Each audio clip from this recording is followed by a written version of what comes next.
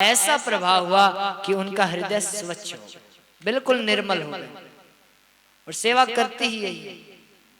हमें भी तन मन धन से जैसी भी सेवा बन पड़े वैसी सेवा करनी चाहिए। यदि आप सेवा करोगे तो आपका जो हृदय है ना वो अपने आप स्वच्छ हो जाएगा।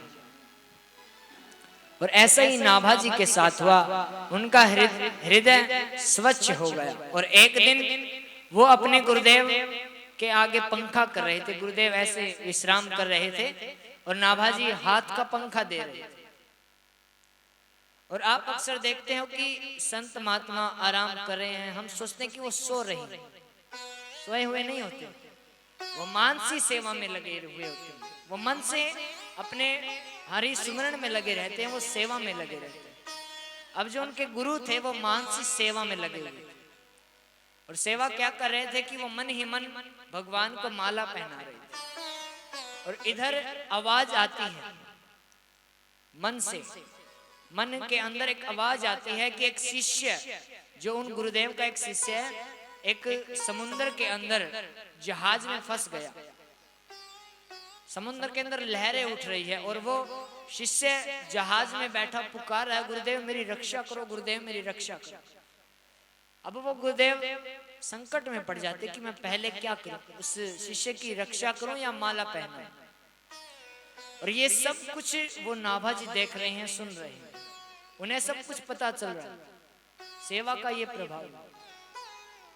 और कहते हैं कि उन्होंने जो हाथ का पंखा ऐसे कर रहे थे, उन्होंने तनिक साइड में कर दिया। और कहते हैं वो जो नाव थी वो किनारे आ जाती। और कहते हैं कि गुरुदेव आप चिंता मत करें, आप माला पहना दीजिए। अब जैसे ही गुरुदेव ने सुना कि माला पहना दो, गुरुदेव अचानक बोले, अरे कौन बोला? नाभाजी कहने लगे वो आपका दास, ये आपके जो चरण की धूल भी नहीं है, ये दास बोला गुरुदेव। और हम क्या कहते हैं, मैं बोला, ये बोला, वो बोला। लेकिन शिष्य का भाव कैसा कि गुरुदेव ये आपका तुच्छ सा दास बोला। अब जैसे ही देखा, अरे नाभा तुमने मेरे नाभि की बात जान ली, तुमने मेरे मन की बात जान ली, इतनी कृपा हो गई तुम पर ठाकुर की। अरे इस सेवा में लगने में मुझे काफी समय लग गया था, लेकिन तुम इतनी छोटी उम्र में कैसे लग गए? और हृदय से लगा लेते हैं। और गुरुदेव उन्हें आज्ञा देते हैं कि जाओ नाभा, तुम भक्तों के चरित्र को लिखो, उनका लेखन करो। अब जैसे ही सुना कि भक्तों की कथाएं लिखो, नाभाजी हाथ जोड़कर चरणों में गिर गए। कहने के गुरुदेव यदि आप मुझसे कहते कि भागवत जी, श्री राम कथा जी का आप पाठ करो या कहो तो शायद मैं थोड़ा सा प्रयास कर पाता, लेकिन भक्तों की कथाएं कैसे लिखूं? भक्तों के भाव तो अगाध हैं, अपार हैं, उनके भावों का वर्णन मैं कैसे कर सकूंगा? गुरुदेव कहने लगे कि जैसे तुमने मेरे मन की बात जान ली, वैसे ही तुम बैठ जाना, बस एक एक भक्त तुम्हारे सामने आकर के अपना पूरा जीवन सुनाएगा, तुम्हें बस लिखना है। गुरु की आज्ञा। और आज श्री नाभाजी आसन पर बैठे हैं और मंगलाचरण लिखते हैं। सबसे पहले मंगलाचरण में क्या लिखते हैं? एक ही दोहे के अंदर श्री नाभाजी ने आशीर्वाद भी दे दिया, वस्तु निर्देश भी दे दिया और नमस्कार भी कर दिया। 3 प्रकार के मंगलाचरण बताएं, नमस्कारात्मक, वस्तु निर्देशात्मक और आशीर्वादात्मक। इससे किस फल की प्राप्ति हो? श्री नाभाजी लिखते हैं क्या?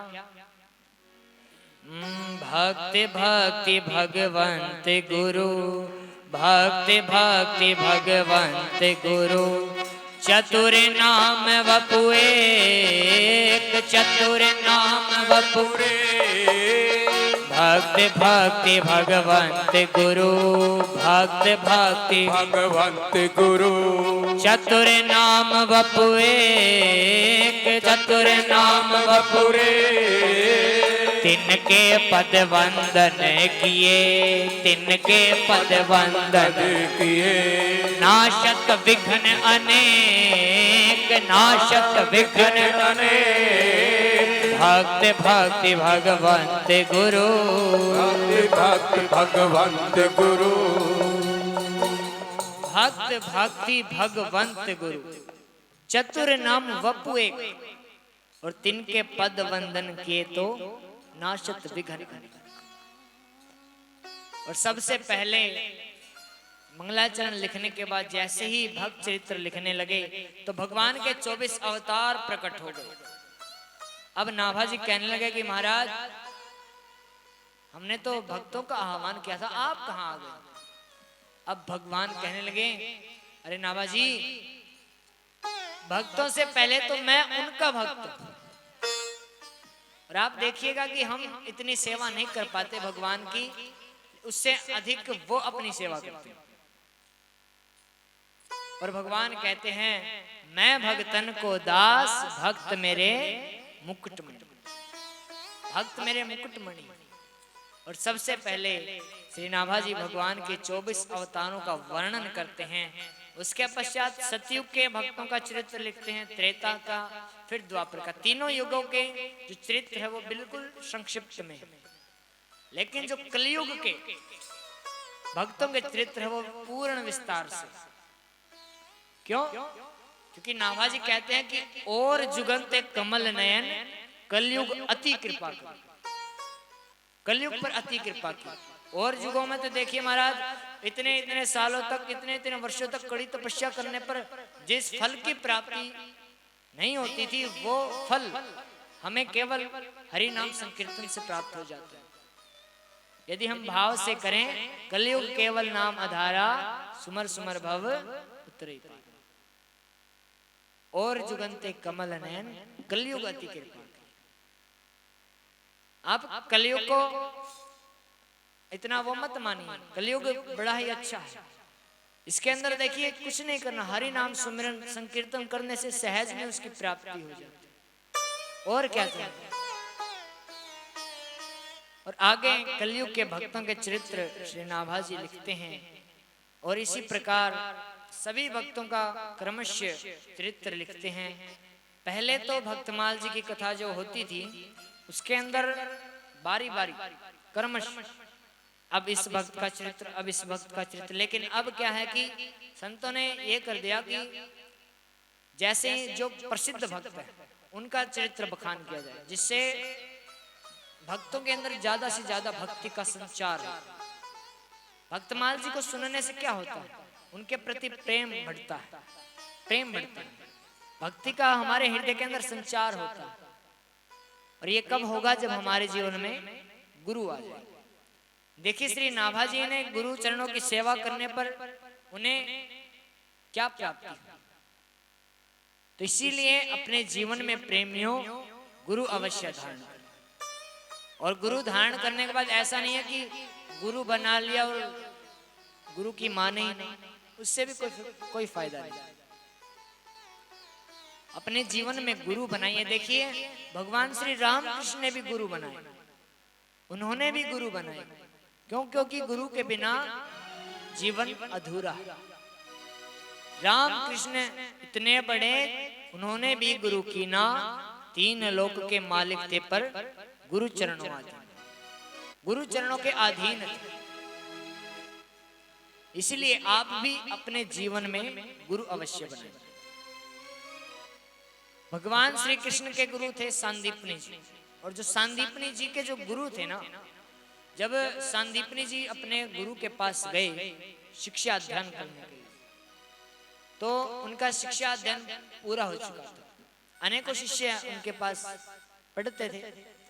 तो उनकी शिक्षा जैसे ही पूर्ण हुई, तब गुरुदेव ने कहा कि भाई जाओ, अब तुम्हारी शिक्षा पूर्ण हुई, अपने अपने लक्ष्य की ओर बढ़ो। सब शिष्य चले गए, लेकिन सांदीपनी जी वहीं रहे अपने गुरु के पास। उन्होंने पूछा कि तुम क्यों नहीं गई? सांदीपनी जी कहने लगे कि गुरुदेव, मेरे जीवन का मात्र एक ही लक्ष्य है। क्या? वो है आपकी सेवा, वह है आपके चरणों की सेवा। केवल मेरे जीवन का तो एकमात्र यही उद्देश्य है। अब सांदीपनी जी अपने गुरुदेव के पास रहने लगे, खूब सेवा करते अपने गुरु चरणों की। अनेकों विद्यार्थियों के समूह आते रहे, शिक्षा अध्ययन करके जाते रहे। समय बीता।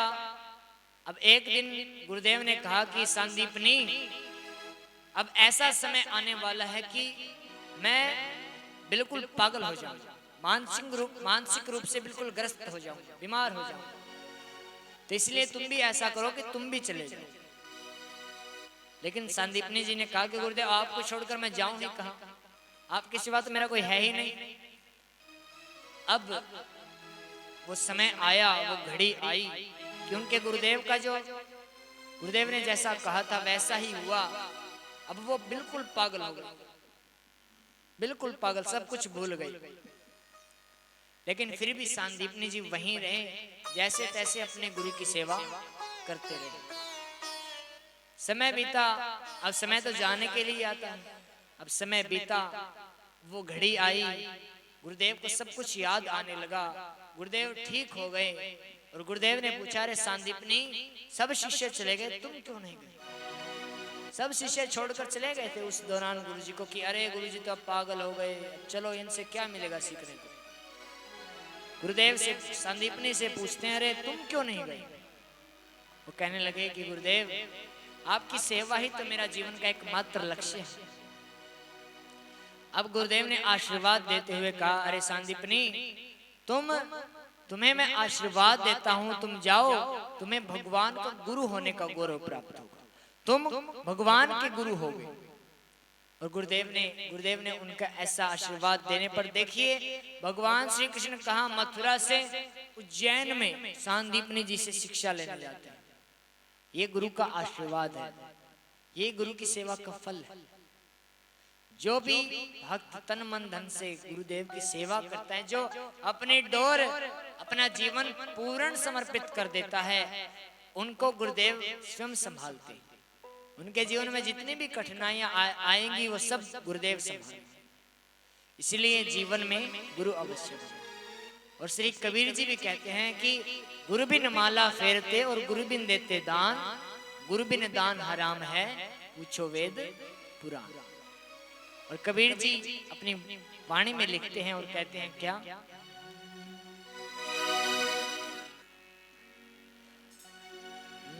गुरु बिन घोर अंधेरा रे साधो भाई, गुरु बिन घोरे अंधेरा, जैसे मंदिर दीपक बिन सूना, ना वस्तु